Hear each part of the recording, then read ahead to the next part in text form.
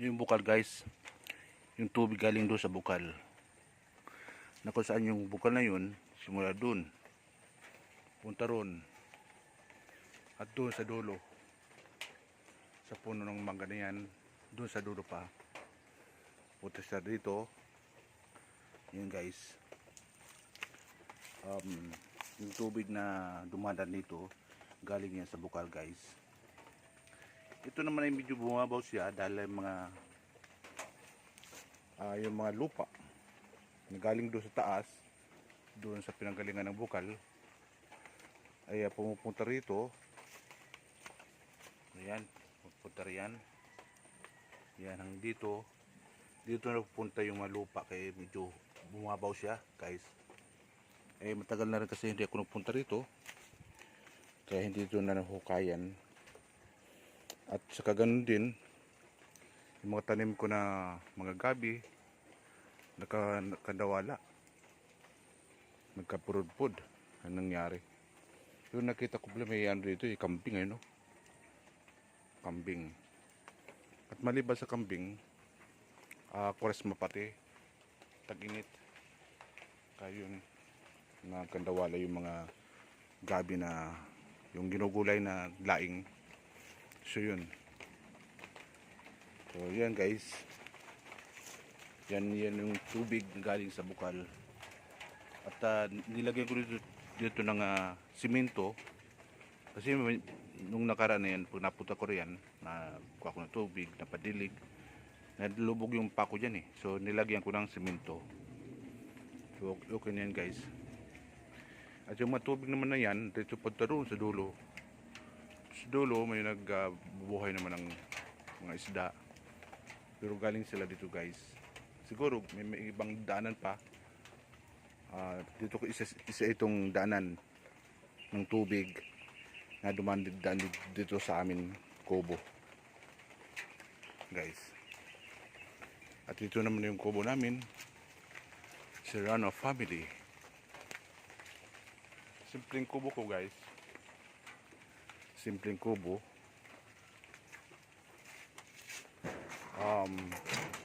Na kung saan pwedeng upo just in case na umulan or uminit. At least yung kubo nito nakahanda or pwede kang umupo. So tingnan natin sa loob guys. Itong upuan na ito, napakasimple. Kahit paano may maupuan ka pag umulan. Yan. Kung uminit naman, pwede pa rin. Nagsisilbing lilim ang bubong na ito. So pwede kang upo dito palipas sa kung ano man ang meron, ulan or init. So pwede kang upo guys. Yan. At maliban dito katabi ko or sa lupa namin, or malit lang naman to. Malit lang. Ito sa likod ng kubo-kubo. Ito.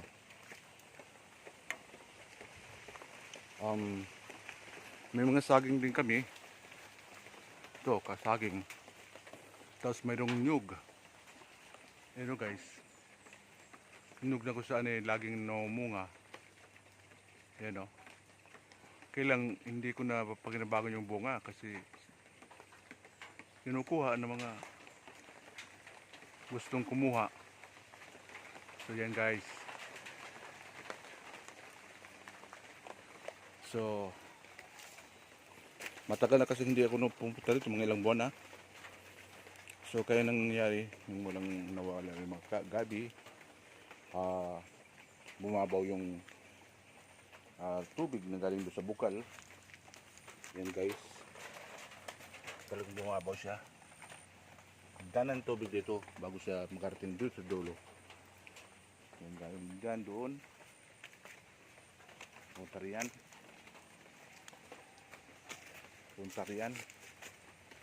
doon hanggang doon sa dulo na yun. At nandito tayo ngayon guys sa Anguno. overlooking baba. So libangan lang guys, hindi naman kalaki talaga, talagang malit lang, libangan lang para. So ito, kailangan ko tanggal yung mga puro, yung mga tuyo ng dahon kasi tambak na. So yun, ang kubo ko ay medyo pangit, so makakatulong niya sa pag umulan o minit, silungan. Yun, ano pa nga ba, mahirap na magtalim din ngayon kasi tag-init. So standby lang muna.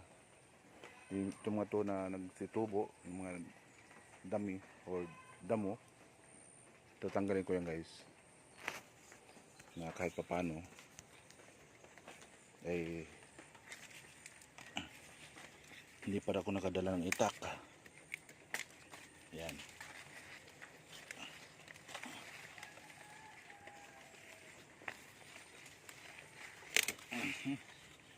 Yun, tangga guys. At ito yung lubi-lubi na kung saan ay masarap ito gulayin. Pero standby muna. Diyan ka muna guys.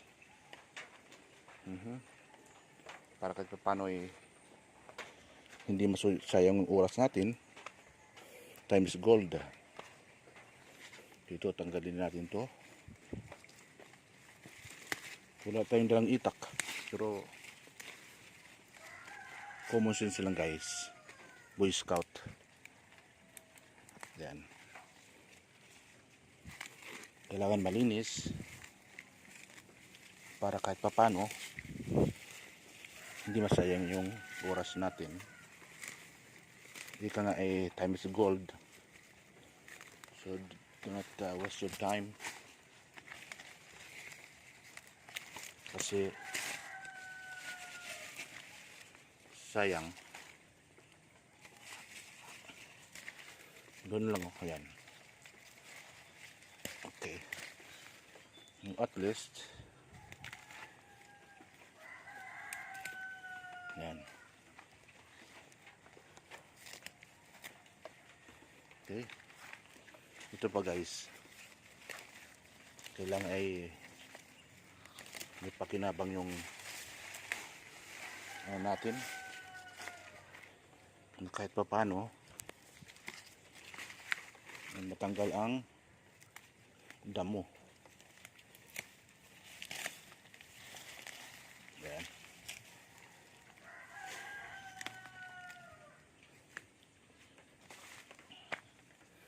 Ito mga to, labnog. So we'll remove this. Remove para malinis.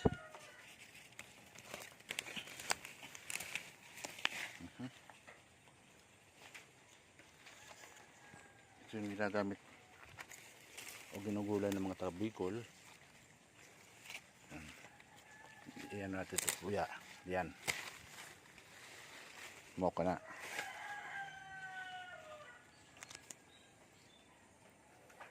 So ilagay natin ito doon sa dulo para at least